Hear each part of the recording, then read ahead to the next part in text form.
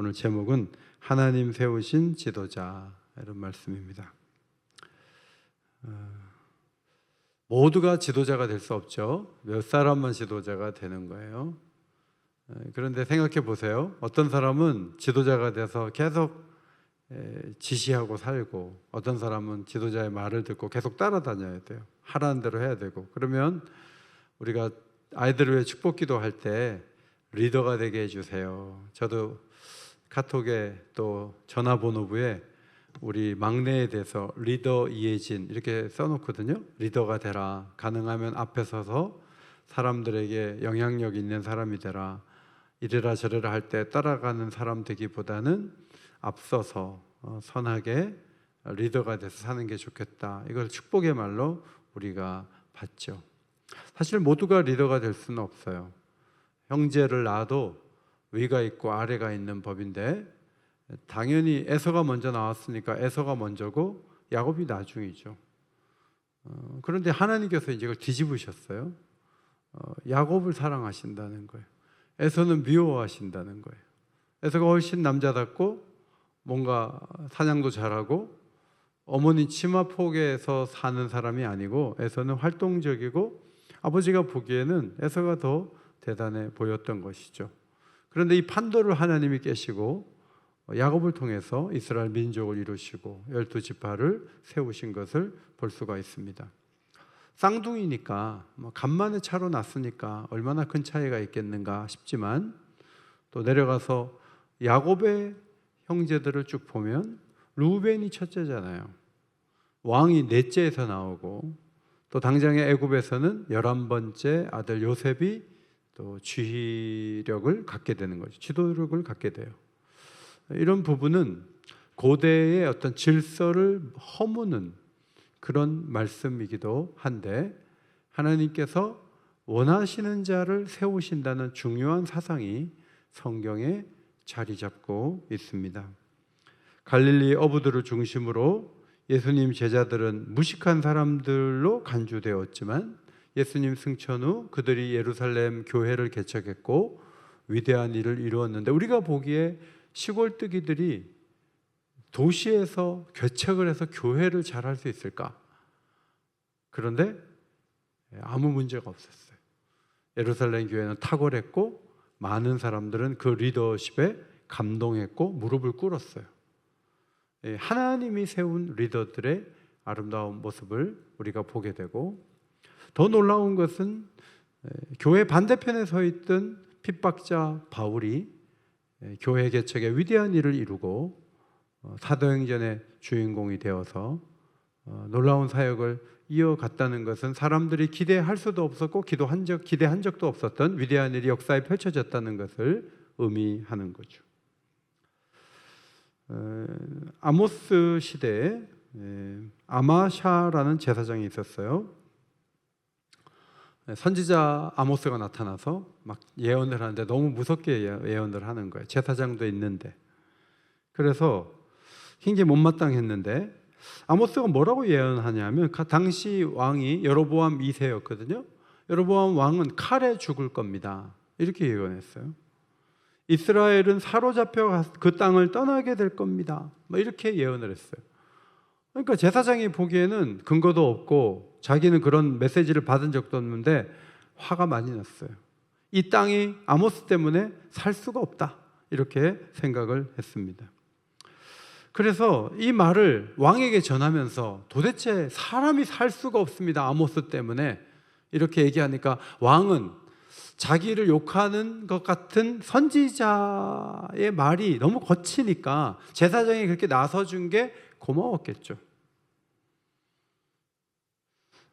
아마샤 제사장은 아모스에게 선견자야, 너 유다 땅으로 도망을 가라. 남왕국 유다로 가서 거기 가서 해라. 북왕국 와서 이렇게 말하지 마라.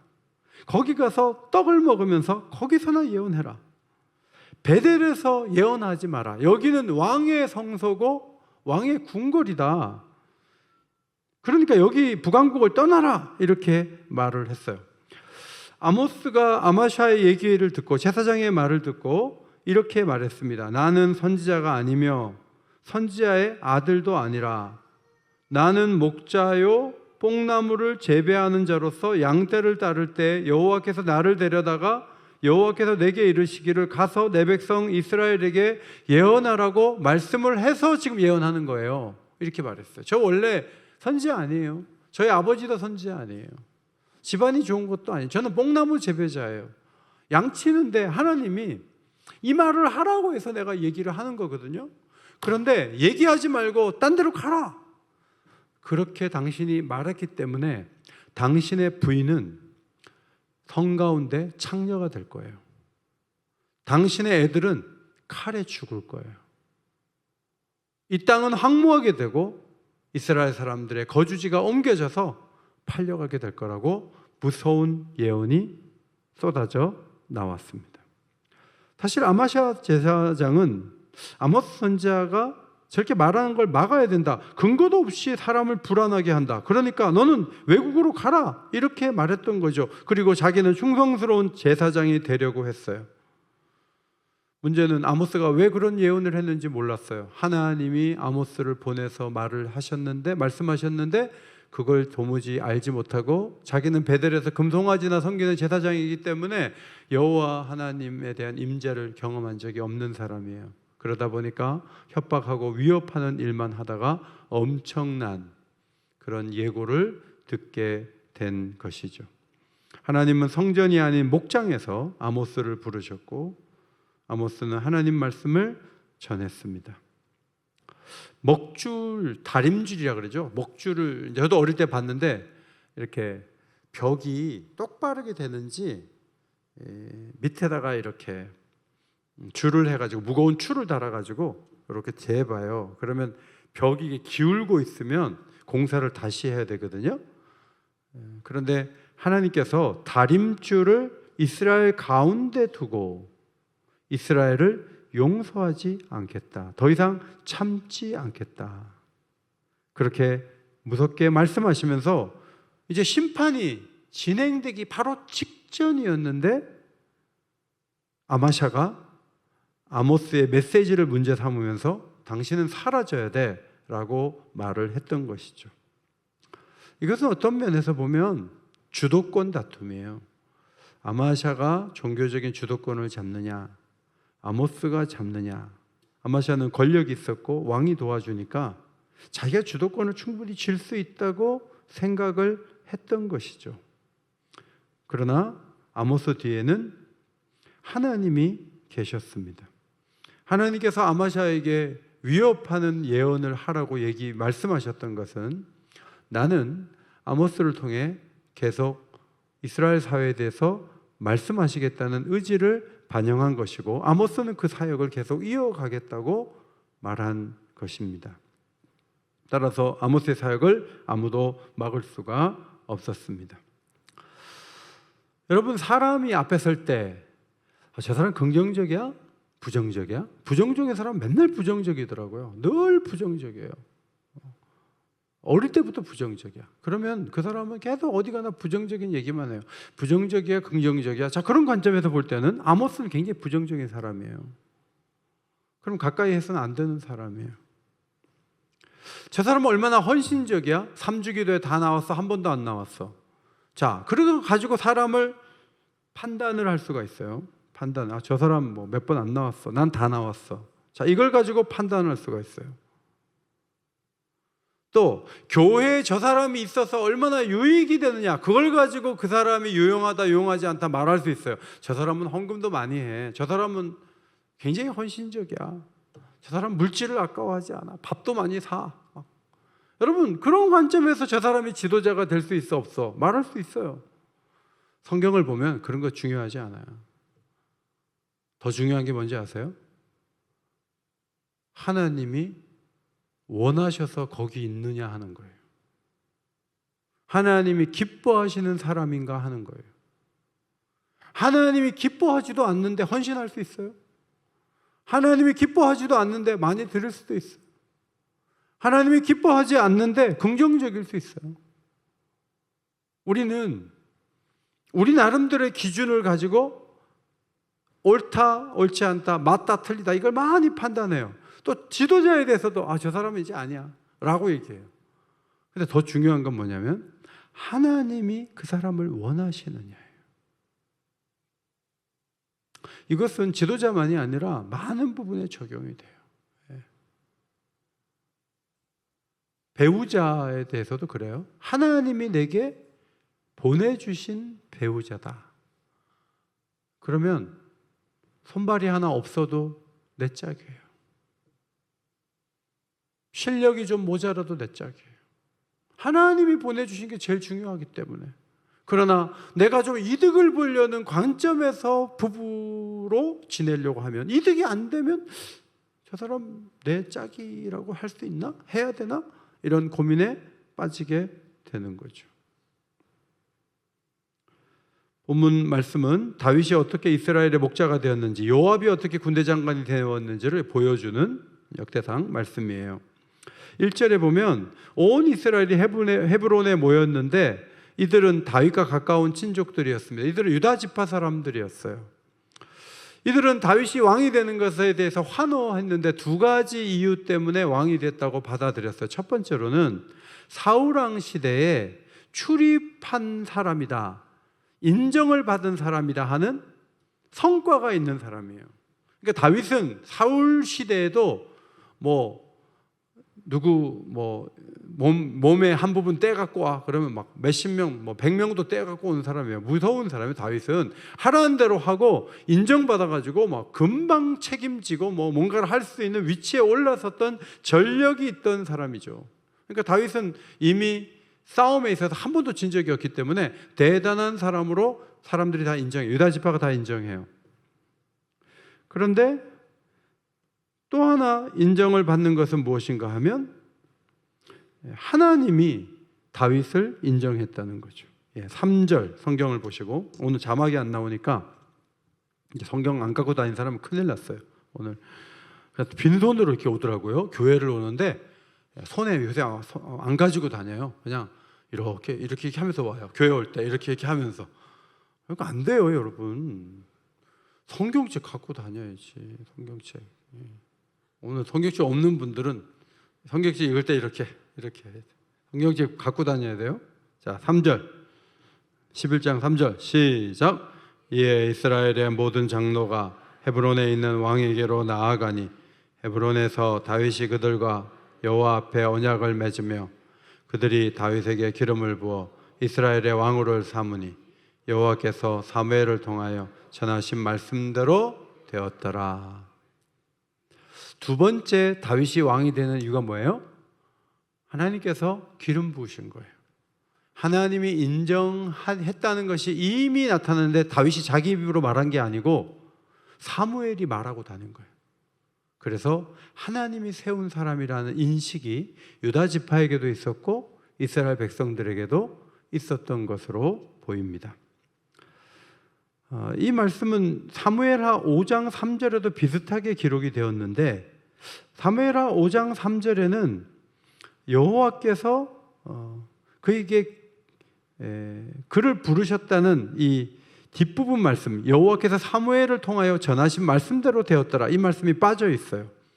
그리고 사무엘하 5장 3절에는 그냥 좀 더 짧게 기록이 되어 있는 것을 볼 수가 있습니다.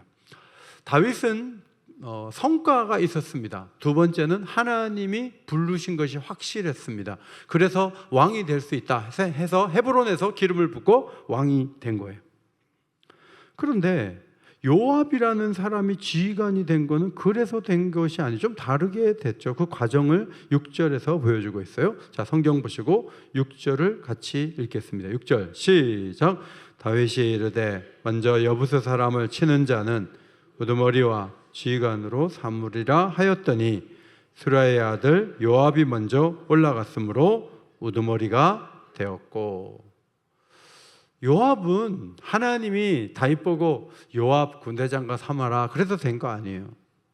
다윗이 여부스, 지금의 예루살렘을 정복하는 과정에서 다윗이 상을 건 거예요. 승진시켜 주겠다고 한 거예요.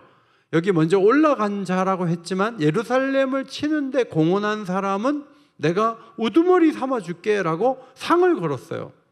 그런데 수로를 통해서 아마 올라간 것으로 보이는데, 예루살렘에 올라가서 혁혁한 공을 세운 사람이 요압이에요.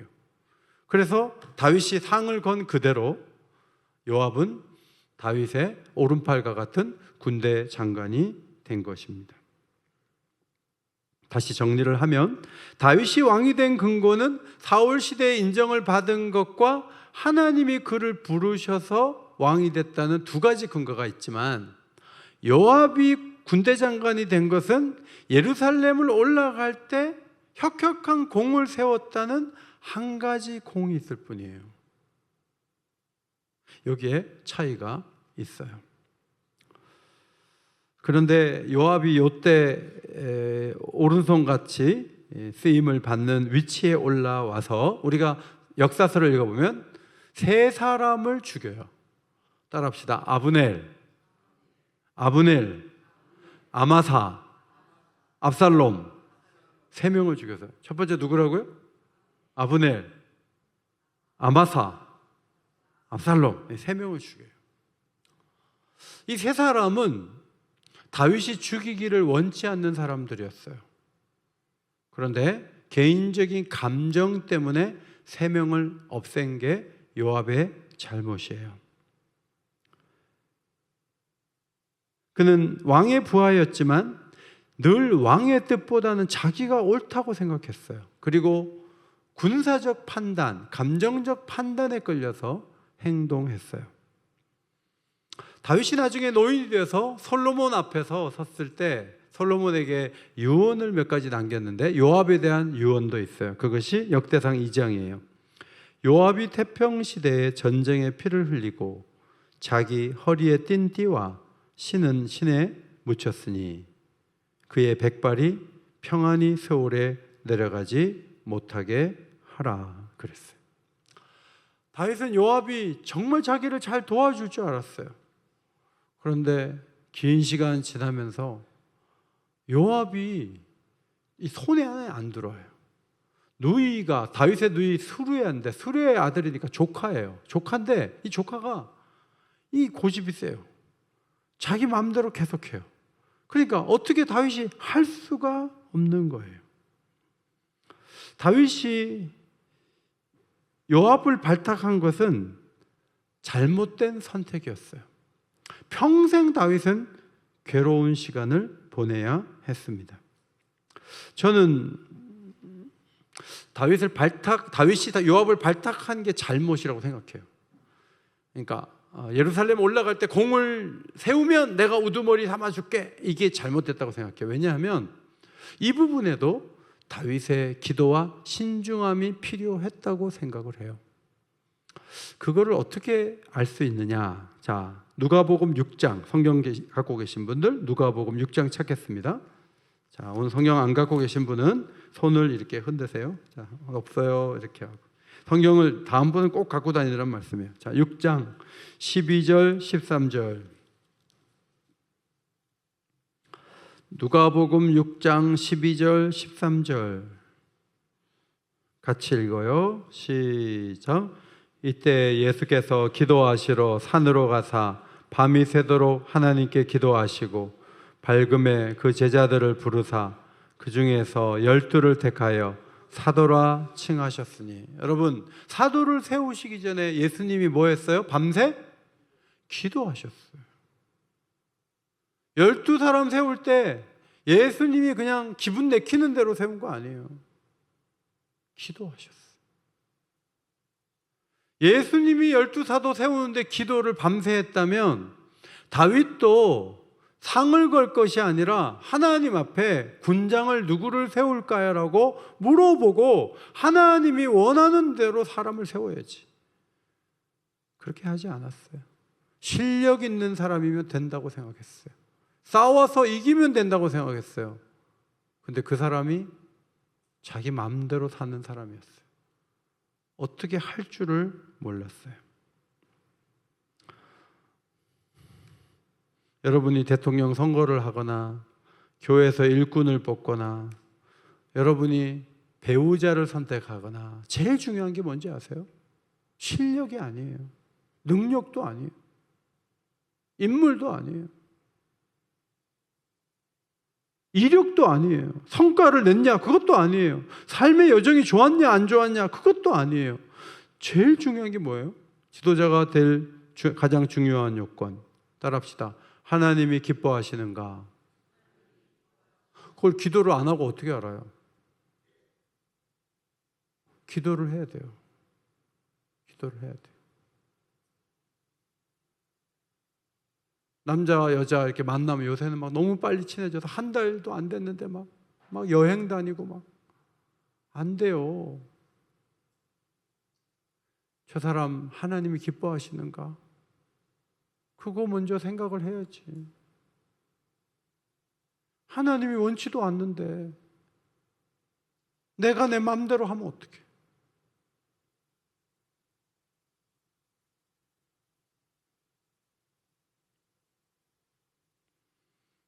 역사는 왕에게만 주목하니까 군대 장관 정도는 왕이 알아서 세워야 된다, 그렇게 말해요? 그렇지 않아요. 성경에 잘 보면 출애굽기 31장에 가면 오홀리압, 브사렐 이런 사람을 세워요. 이 사람들이 하나님이 점 찍은 사람들이에요. 이 사람들의 손에 의해서 성막이 지어지는 거예요. 아니, 모세에게 기술자가 그렇게 중요하면 다윗에게 군대 장관은 얼마나 중요해요. 그러면 모세에게 기술자의 이름을 하나님이 알려줘서 그 사람을 세웠다고 한다면 왕이 되었던 다윗이 요압을 세울 때 성과 위주로 세운 거는 정말 잘못한 거예요. 그리고 평생 고통당하는 거예요. 이게 얼마나 안타까운 일입니까?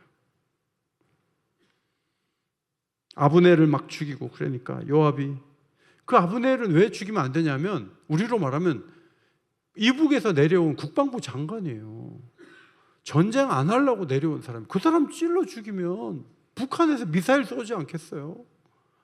아니, 여기 화목하게 어떻게 나라를 평화롭게 통일하려고 내려온 사람을 자기 개인의 사심 때문에 칼로 찔러 죽였어요. 그 일을 당하고 사람들이 다윗이 시켜서 죽였다고 하면 어떡하지? 걱정이 돼가지고 다윗이 얼마나 긴장을 하면서 이렇게 말해요. 내가 기름 부음을 받은 왕이 되었으나 오늘 약하여서 수르야의 아들인 이 사람들을 제어하기가 너무 어려우니 여호와는 악행한 자에게 그 악한 대로 갚으실지로다 하니라. 이 사람들이 그랬으니까 요압 형제들이 다 다루기가 힘들었던 거예요. 철로 역정을 제가 쭉 오늘 다시 보면서 정말 많은 인물들이 등장하잖아요. 옹고집, 유순한, 두 사람이 세속도시로 끌고 가려고 왔다가 유순한은 좀 더 가지만 어려움이 오니까 중간에 떠나잖아요. 세속현자, 왜 이렇게 어렵게 살아? 당신의 짐을 벗겨줄 길을 알려줄게 하고 그 길로 가니까 절벽이잖아요. 우메, 나태, 방자, 이 사람들은 일을 안 하는 이유가 있는 사람들이에요. 아무것도 안 해요. 그냥 멈춰 있어요. 아무것도 안 해요. 그런데 다 이유가 있어. 남의 일 간섭하지 말래. 방자는 그래요. 남의 일 간섭하지 말라고. 내가 알아서 할 테니까 남의 일 간섭하지 말아요. 방자는 그렇게 말하죠. 허울과 위선, 질러갈 수 있는 걸 모터로 문으로 가냐고. 담 넘어가면 당신이나 지금 같은 위치에 있지 않냐고. 열심히 돌아서 여기 있으나, 넘어갔고 지금 여기 있으나 똑같은 거네. 그럴 필요가 뭐가 있어. 기만타운에 사는 첫사람 아담의 세 딸, 육신의 정욕, 안목의 정욕, 이생의 자랑, 이 세 딸과 결혼을 할 뻔한 사람도 있죠. 그저 말뿐인 허풍선, 허달변의 아들이죠. 허망시장에서 만난 리더들이 있죠. 옛사람 대감, 음란 대감, 사치 대감, 허영 대감, 호색 대감, 탐욕 대감, 진실을 죽음으로 몰아넣은 배심원들, 맹목과 무용, 악의, 호색, 허송, 성급, 자만, 증오, 거짓말쟁이, 잔인, 흑암, 완고, 아첨쟁이, 믿음 흔드는 사람, 유혹의 길로 인도하는 사람, 험상궂은 불안당 삼형제, 심약, 불신, 죄책감, 잠시라는 사람도 있고요, 원위치라는 양반도 있고, 뱃사공, 헛꿈도 있어요. 이 사람들이 전부 배역이 만나가지고 굉장히 힘들게 하는 사람들이에요. 너무 많아요. 저는 전로역정 보면서 제일 인상 깊은 장면이 뭐냐면, 시간만 되면 자꾸 딴 길 가고 딴 생각하니까 천사가 크리스찬하고 소망 무릎을 채찍으로 때려. 정신 차리라고. 따끔하게 혼내주는 거예요. 저는 아니, 어른으로 등장하는데 매를 대면 어떡해, 채찍질을 하면 어떡해, 이 생각이 들었어요. 그런데 자꾸 딴 쪽으로 가니까 징계를 하는 거예요. 징계. 하나님의 징계의 필요성도 보여주는 거죠. 우리는 어떻게 길을 가야 되는가? 인도자를 따라가는 거죠. 자기가 판단을 해도 앞선 사람들의 등을 보고 가는 거지, 자기가 인생길을 다 자기 마음대로 갈 수가 없어요. 그런데 우리가 어떻게 인생길을 잘 가야 되는지 히브리서에서 보여줘요. 자, 히브리서 13장 7절. 자막 없이 하니까 좋은 면도 있네요. 자, 히브리서 13장 7절. 저도 지금 자막을 너무 의존해서 설교를 하다가 지금 성경 펴자고 하니까 시간도 기다려야 되고 힘든 면이 있지만 앞으로 자막이 없이 한번 설교를 해야 되겠다는 생각이 들어요. 자, 13장 7절 같이 읽겠습니다. 시작. 하나님의 말씀을 너희에게 일러주고 너희를 인도하던 자들을 생각하며 그들의 행실의 결말을 주의하여 보고 그들의 믿음을 본받으라. 여러분, 우리를 인도하는 분들이 있어요. 영적인 지도자들이죠. 이 지도자들을 생각해라 그래. 생각해라. 이 지도자들을 먼저 생각하라. 이 지도자들은 사도들, 선지자들, 장로들, 목회자들을 말하는 건데, 스데반과 야고보처럼 생명을 바친 사람도 포함하는 거예요. 이 사람들이 기준이 되는 거죠. 이들을 따라가는 게 매우 중요한 거예요. 저는 교회를 오가면서 한 번씩 우울하면 제가 듣는 강사가 한 분 계세요. 여러분도 많이 보셨을 거예요. 그 강의를 이렇게 들으면 마음이 좀 풀어지고 또 답도 보이고 아주 잘해요. 설명도 잘하고 사람들 많이 웃고 좀 기가 막히게 사람들 이렇게 세워주면서 상담을 참 잘해요. 근데 제가 이제 그 상담을 쭉 들으면서 무슨 생각했냐면, 한계가 있어요. 왜냐하면 종교적인 얘기 못하잖아요. 크리스찬이지만 종교적인 얘기 못해서 제가 이분이 제안하는 걸 잘 들어보니까 이렇게 말하는 거예요. 몸이 너무 힘들 때는, 마음이 너무 힘들 때는 몸을 움직이세요. 헬스 너무 좋아요. 머리 파마 좋아요. 그러면 마음도 살아나는 걸 느낄 거예요. 선생님, 여러분 누구 얘기인지 아시죠? 예, 그렇게 막 말을 하는 거예요. 근데 그 이상은 없어요. 거기까지. 치유책이 뭐냐면 파마하는 거예요. 그리고 아침에 헬스장 가서 땀을 쭉 빼면 마음이 풀릴 거라는 거예요. 거기까지예요. 더 이상 말하면 안 돼요. 하면 방송 안 나가요. 여러분, 우리를 정말 인도해 줄 사람이 누구예요? 저희들도 자녀들을 키우면서 이제 상담을 하죠. 상담하고 너 많이 힘들겠구나, 공감도 해주고. 근데 우리가 뒷부분 가서 그런 얘기해요. 엄마 아빠가 기도해주고 있거든.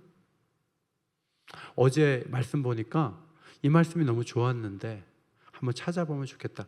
혹시 시간 되면 유튜브 들어가서 나 며칠 전에 한 설교, 그거 내 설교를 들어도 되고, 그 다음 날 우리 교회 목사님 한 분이 설교하셨는데 난 너무 은혜를 받아요. 너 한번 들어보면 좋겠다. 하나님 말씀으로 권면을 하는 거예요. 이게 영혼의 인도자예요. 우리가 이 세상을 잘 살아가는 방법은요, 좋은 인도자를 만나야 되는 거예요. 초대교회 때도 있었고 지금도 있어요. 정말 불행한 건 뭐냐면 스승이 없는 거예요. 따라갈 사람이 없는 거예요. 내가 다 판단하고 내가 중심이고 내가 선봉에 있다고 생각하는 거예요. 그렇지 않아요. 저도 목회할 때 어려울 때 목회 40년 하신 분한테 물어봐요. 이때는 어떻게 되냐고. 우리 앞에 앞선 사람들이 있는 거예요. 그분들의 도움을 받는 거예요. 여기 지금 청년들이 와 있잖아요. 평생을 기도하신 교회 어른들이 있어요. 목사님이 있고 장로님들이 계시고 여러 리더 그룹들이 있는 거예요. 세대가 이렇게 많은 건 굉장히 축복된 거예요. 젊은이만 500명, 어른 없어. 그 교회는 별로예요. 누구를 보고 가요? 어떻게 살아야 돼요? 인생을 깊이 살아보신 분들이 있고 특별히 말씀으로 우리를 끌어가는 분들이 앞에 있다는 것은 굉장히 축복된 거죠. 자, 히브리서 13장 17절을 한번 읽겠습니다. 17절 같이 읽겠습니다. 17절 시작. 너희를 인도하는 자들에게 순종하고 복종하라. 그들은 너희 영혼을 위하여 경성하기를 자신들이 청산할 자인 것 같이 하느니라. 그들로 하여금 즐거움으로 이것을 하게 하고 근심으로 하게 하지 말라. 그렇지 않으면 너희에게 유익이 없느니라. 마치 어머니 얘기하는 것 같이 얘기해요. 청지기가 돈이 비면 자기가 채워야 되는 거예요. 계산을 하는데 A와 B가 돈을 비게 했다. 그러면 청지기가 그걸 메꾸는 그런 마음으로 인도자들이 앞에 서서 도움을 주는 거죠. 그런 마음으로 도우려 한다는 거죠. 미국인 선교사 오토 콘솔만이라는 사람이 파푸아 뉴기니에 정글에 가서 과일을 공급하기 위해서 파인애플 나무를 많이 심었어요. 그리고 이제 몇 년을 기다려서 파인애플이 막 열리는데 그런 맛있는 과일을 먹어본 적이 없는 원주민들이 밤에 와갖고 막 가져가요. 그래서 막 밤에 그걸 지키는데 자기가 뭐 조금만 졸면 다 가져가고 막 도둑이 얼마나 많은지 몰라. 너무 화가 나갖고 막 싸우는 거죠. 못 갖고 가게 해도 막 갖고 가니까 막 싸우고 막 스트레스 받아가지고 하나님 앞에 이제 기도를 드리는 거예요. 기도를 하는데 하나님께서 그 파인애플 농장의 주인이 누구냐? 하나님이시죠? 그래? 내가 주인이냐? 그러면 그렇게 도둑질 한다고 그렇게 몰아세우지 말고 그냥 그 사람들이 먹게 둬라. 네가 좀 너그럽게 하면 안 되냐? 이런 음성을 들은 거예요. 그래갖고 그 다음부터는 이제는 선교사님이 그냥 뭐 가져가도 그냥 맛있게 먹으라 그러고 편하게 해줬어요. 그랬더니 이 부족들이 선교사님의 이 태도에 너무 감동을 받아갖고 마음 문을 여는 거예요. 복음이 그 속으로 들어가는 거예요. 이거 실제로 있었던 얘기예요. 영혼을 위해 기도하는 사람이 그냥 막 따져가지고 이렇게 하면 그거 무슨 감동이 되겠어요. 그런데 하나님의 주권을 인정하고 하나님의 뜻대로 움직이는 그런 자리에 이렇게 서 있으면 그렇게 부모가 하니까 부모를 존경하는 거 아니에요? 그렇게 교회가 움직여지고 그렇게 리더십이 주어지고 그런 사람들을 존경하고 그런 사람들이 앞에 있으면 교회가 더 아름다워지지 않겠어요? 다시 7절로 가요. 13장 7절 다시 한번 읽겠습니다. 13장 7절 시작. 하나님의 말씀을 너희에게 일러주고 너희를 인도하던 자들을 생각하며 그들의 행실의 결말을 주의하여 보고 그들의 믿음을 본받으라. 여기 결말이라는 단어가 끝이라는 의미가 아니에요. 여기서 헬라어 결말이라는 단어는 에크파시스라는 단어를 썼어요. 이것은 고린도전서 10장 3절에서 피할 길이라고 번역했어요. 피할 길. 그러니까 여기서 결말이라는 의미는 무슨 뜻인가 하면 어떤 문제가 있을 때 인도자가 어떻게 결론을 내리고 푸는지 그 마지막 결론을 말하는 거예요. 예를 들어 목사님 집에도 어려운 일이 있을 거 아니에요. 목사님 도둑을 맞았다. 그럴 때 목사님이 도둑을 맞았는데 이런 과정을 통해서 그거를 극복하는 바로 그 부분, 그거를 주의하여 보라는 거예요. 모두가 어려운 일들이 있어요. 근데 영적 지도자들은 그 어려운 일을 하나님의 은혜로 승화시키는 본을 보여주는 거예요. 그러면 성도들이 그것을 보고 그들의 믿음을 본받으라는 거예요. 그것이 인도함을 받는 방법이라고 히브리서 기자가 가르쳐주고 있어요. 그런데 13장 7절을 말한 다음에 8절을 말씀하는 게 굉장히 오묘한 의미가 있다고 생각이 돼요. 자, 13장 8절, 히브리서 13장 8절 소리내서 같이 읽어요. 시작. 예수 그리스도는 어제나 오늘이나 영원토록 동일하시니라. 교회 리더 그룹에서 본받을 만한 믿음이 있는 건 사실이지만 정말 본받아야 될 분이 누구냐? 우리의 지도자이신 누구? 예수님이라는 거예요. 예수님의 결말을 보세요. 예수님이 시험 받을 때 어떻게 했는지, 예수님이 오해 받을 때 어떻게 했는지, 예수님이 정말 힘든 일들을 만났을 때 어떻게 했는지를 잘 보라는 거예요. 그리고 궁극적으로는 예수님을 따라가라는 거죠. 우리가 맥체인 성경님께서 이 부분 읽을 때 누가복음 2장을 읽었어요. 예수님께서 부모와 함께 예루살렘에 내려갔는데 식구가 많다 보니까 애를 놓고 그냥 나홀로 집에처럼 두고 그냥 간 거예요. 하루길 갔는데 예수님이 없어요. 돌아와서 사흘 만에 예수님을 만났어요. 아, 왜 여기 있냐? 막 그랬어요. 근데 보니까 율법을 잘하는 선생님들하고 대화를 하는데 묻기도 하고 대답하기도 하면서 막 하는데 막 전부 예수님의 말씀에 막 놀라는 거예요. 12살인데 너무 놀라운 말씀을 막 하시니까 막 모두 감동이 있어가지고 부모님이 야 우리가 너를 얼마나 찾았는지 아냐? 그러니까 미안하다고 하지 않고 예수님이 이랬어요. 내가 아버지 집에 있어야 할 줄을 알지 못하였습니까? 이렇게 얘기했어요. 12살이 아니에요. 예수님은요 태어났을 때 12살 때 십자가에 죽을 때 부활했을 때 교회를 세우실 때 다시 오실 때 똑같아요. 예수님은 영원히 지혜로우세요. 예수님은 노쇠하지 않아요. 예수님은 항상 빛나요. 예수님은 최고예요. 예수님을 가까이 하면 가장 아름다운 인생을 살 수 있는 줄 믿습니다. 그러니까 여러분들이 지금 좀 삼주고 했다고 지금 약간 축 처져 있고 저도 지금 조금 처져 있는 거죠. 그런데 이때 살아나는 비결이 뭐냐면 뭐죠? 정관장? 아니고 뭐죠? 예수님이에요. 예수님을 더 사랑하고 예수님을 높이는 찬양을 더 많이 부르고 예수님을 더 묵상하고 예수님 걸어간 길을 가야지. 이 예수님으로 무장하는 것이 우리가 살아나는 가장 좋은 방법이죠. 우리의 지도자, 교회 안에도 많이 계시지만 예수님 한 분, 특별히 우리 앞에 부모를 세웠어요. 교회 귀한 리더들을 세우셨어요. 제가 오늘도 통화하면서 그런 얘기했어요. 와, 우리 장로님들이 막 세워져가지고 막 이리 뛰고 저리 뛰고 막 움직이니까 교회가 막 살아나는 것 같다고. 그러니까 리더들을 세워가지고 막 움직이니까 몇 사람이 하는 것보다 훨씬 낫지. 리더들이 얼마나 중요한지 몰라요. 이제 다음 토요일이면 13분을 세워요. 임직 받으실 분들 제가 금요일에 빠지지 말라고 그래. 이렇게 세울 수도 있어요. 몇 명 왔는지 체크할 수도 있어요. 그런 식으로 안 하죠. 마음을 모아서 기도하고 또 하나님 앞에 쓰임을 받으면서 좋은 지도자가 되는 것이 매우 중요해요. 하나님이 기뻐하심으로 쓰임받고 하나님 기뻐하시는 그 길로 나아갈 수 있는 주의 백성들 다 되시기를 예수의 이름으로 축원합니다.